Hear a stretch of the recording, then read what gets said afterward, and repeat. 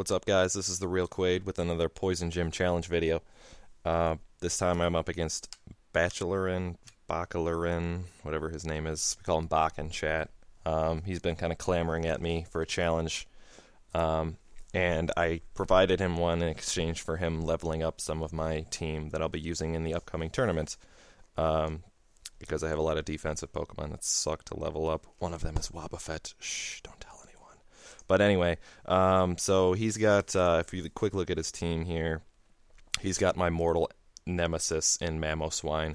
Because Mamoswine hits all but one of my, well, it depends if he's carrying, if he's got superpower, he'll hit all of my guys super effectively, except for,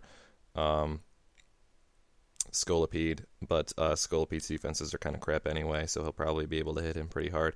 Anyway, the point is, the Mamoswine's the one I got to worry about on his team. The rest of them are not too bad, but he does have a Porygon too, which is always an interesting Pokemon to face, just because it's very naturally bulky, but it also has pretty good offenses, or at least decent enough that it can cause a lot of problems. So, I know he's been watching the videos. So I lead with Crobat, who is actually Crobat. Usually I fake lead with Crobat, who is actually Zoroark. So I kind of expected him to think it was Zoroark when it actually was Crobat this time. So I go for the Super Fang. It worked out. He goes for Tri-Attack. Because I was expecting, if he actually expected Crobat, he probably would have used Thunderbolt. But no, he uses the Tri-Attack, and I'm thinking, what the hell? Oh, he crits me right off the bat. Fantastic. So, you know, sometimes the best plans that you have just don't work. So, I'm hoping he's going to come at me with a Thunderbolt. I'm actually expecting it, so I go for the Roost, heal off what I can, and then I was hoping he'd hit me for some lousy damage because I'm no longer weak to it. But he goes for the Recover to get himself back up to full. So we basically are sort of, it's almost a restart here. I saw how much that Tri-Attack did. With a crit, the Thunderbolt will probably do similar damage when it hits me super effectively, so I'm not going to stick around for that. I go for Muck to tank his I expect him to use Thunderbolt, but he actually uses Tri-Attack. I don't know if he expected a switch or not, but he manages to hit Muck somewhat decently with the Tri-Attack here. Muck's naturally especially bulky, so he takes that pretty good to get some leftovers. I decide I'm going to see what happens. He didn't take too much damage from the Tri-Attack, so I think I should be okay. I start going for the Stockpile just to try to get some defense. That second hit did a pretty good chunk of damage. I think the first Tri-Attack was hitting me on the low end, because it seemed like the second one did a lot more damage than the first one. But now I got Stockpile. My defenses are going to be more solid. We can go at this all day. So he's going to Tri-Attack me. I'm going to go for another Stockpile. And at this point, I was like, crap, did I miscalculate this? I don't know if this is going to work the way I think it does. So I go for another Stockpile to get my defenses up again. I'll get some leftovers recovery again. But I know he's going to come at me with another Tri-Attack. And this is, to be, frank with everybody who's watching this strategy that I'm implementing right now is a terrible strategy, because eventually he's either going to crit me or he's going to hit me with a status move. With Tri-Attack, Paralysis I wouldn't necessarily mind, because my speed is already so low anyway, but the fact that I would get a turn of inaction is not, it's not feasible. But if he freezes me or if he burns me, then Muck is pretty much done at this point, or if he crits me. But I managed to survive with 18, which is perfect. I'm going to Swallow, we're going to restart this whole thing, and I'm going to get an extra turn because Muck actually came in on the switch with the Tri-Attack, so I'm going to get a free turn to attack. I already know I can survive enough Tri-Attacks. I can survive 2 full Tri-Attacks and then 1 as I stockpile myself up to full. So I'm going to get a free attack. We're going to see what this does. He goes for the Tri-Attack again. I decide to go for a super effective Brick Break, which, once this catches up here,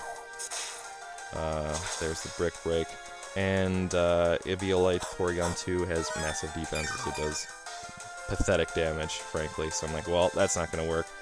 We're going to try to stall out his PP here. And like I said, this is a terrible solution because eventually he's going to either crit me or he's going to status me, and it's going to be the end of it, but there's really nothing I can do at this point that is any better of a decision, because best case scenario, I switch to somebody else and sacrifice them instead, and at this point, Muck is pretty much my most sacrificable Pokemon. I don't want to sacrifice anything else because they're all high-speed, heavy hitters, so I'm just going to pretty much allow Muck to do what he can do. I was committed to stalling out his tri-attacks for as long as possible, and it seemed to be working pretty well. I'm surviving. I've somehow managed to avoid status for this entire time, which is a miracle. And then at this point, he actually comes at me with a Thunderbolt. So I'm thinking, yes, this is not going to do nearly as much as Tri-Attack. He doesn't get a stab on it. I'm going to survive. It's going to be awesome. And he finally manages a crit. So you can say hacks that he critted me and knocked me out, but the fact that I survived that long without getting status or crits is kind of, it evens out in the end, so it is what it is. I go for the Zoroark. I'm like, this has gone on way too long. Let's finish this right here. Focus Blast, Choice Spec Zoroark. This is going to hurt like hell. He's going down. Very nice. Porygon. Oh, what? No, I was so mad at this point. He survives. He actually survived with 8 HP. I asked him. I was like, come on, really? So this is one of the factors that will play in later on as something that might have been a game changer, that he actually survived with 8 and managed to fire back and do a really strong chunk of damage on Zoroark. Zoroark's actually in pretty bad shape right now, but I have to go for another Focus Blast, because again, I don't want to switch into a Tri-Attack because it's going to do good damage. So I managed to finish off Porygon 2 finally. So he sends out Starmie. I'm thinking maybe a Psychic, maybe a Thunderbolt, I don't know. So I go for Scolipede because I'm feeling pretty good. He goes for Power Gem. I'm like, what? Who carries Power Gem? Who uses that move? And he said he wasn't sure. Of the Pokemon he remembered I have, the two were Scolipede and Crobat, who both get hit by Power Gem pretty hard. So he manages to outspeed me anyway. I don't think it would have mattered, because Surf probably would have done pretty good damage anyway. Just the fact that I lost Scolipede didn't do anything was so depressing. So I go for Toxicroak. I'm going to hit him with a Sucker Punch, I know. I don't think I'll finish him, but I'm kind of hoping I do finish him. But Starmie's got pretty decent natural defense. So I get him pretty low into the yellow. I don't finish him. He goes for the Ice Beam, which tells me that he doesn't have Psychic, which is good for me. But anyway, I'm expecting, because Sucker Punch, he requires him to attack me, so I'm actually expecting a recover at this point, but he doesn't. He switches to Togekiss, which is awesome, because I do my favorite technique in all of Pokemon. I call it the dry punching. When you use Focus Punch, you're just standing out there, no sub, nothing. You just go for a Focus Punch because you're expecting your opponent to sit on it and do something, and it worked beautifully. Togekiss gets maimed. Toxicroak is faster than Togekiss. He's going to be able to finish him off with an Ice Punch, and it's going to be awesome, and it felt so good when I'm thinking, yes, Toxicroak, you're bringing me back. I love you, buddy. This is one of the reasons I love I call it my checkmate Toxicroak, because if you come at him, he'll hit you with a Sucker Punch. If you don't, he'll hit you with a Focus Punch. He doesn't even need a substitute to use Focus Punch, and it hits so hard.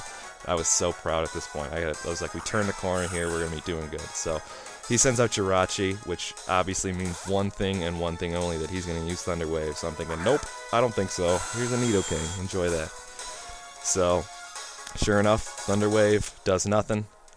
I should have expected a switch at this point. This is a my bad, but I didn't want Jirachi to try to para-hacks, or to flinch hacks me. So he goes for the Gliscor. If I would have predicted it and used the Ice Beam, it would have destroyed him in one shot, but he doesn't. I see he's a Poison Heal Gliscor, so I'm thinking I actually might be able to outspeed him if he's heavily defensive. But he's actually faster than I am anyway. It goes for the sub.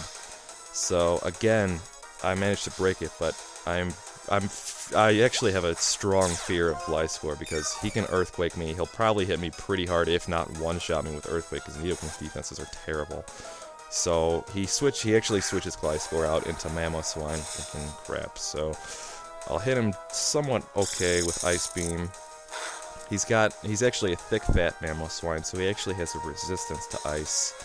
But I go for the Fire Blast, and I missed. And I'm thinking, sometimes you have games that are determined by what happens in a single turn. I think this is one of those cases because I would have hit him. He was basically resistant to the ice beam. He would have taken effectively neutral damage, quote, from the fire blast. And fire blast is already more powerful than ice beam, so I actually would have finished him off if that fire blast would have landed. So I sent out my Zoroark in this case again because he took the damage from the tri-attack. He was able to get knocked out by an ice shard. And he unfortunately happened to be disguised as Crobat, so there wasn't anything I could do about that. But if I had not taken the damage from the tri-attack, I would have survived long enough to hit him with a Choice Specs Flamethrower and ended him that way. So that's another case, basically the back-to-back turns where things just don't fall in my direction, and Mamoswine is going to clean up the rest of my guys here. Takes pitiful damage from Ice Punch, fires back with the Stab Earthquake, and then Crobat is going to fall to his ice attack of choice. If not one of the other many Pokemon he's got that can finish off Crobat pretty good. So, a good game to Bach. It was such a frustrating loss for me because there were two cases where things just didn't fall in my favor, but sometimes that happens. So,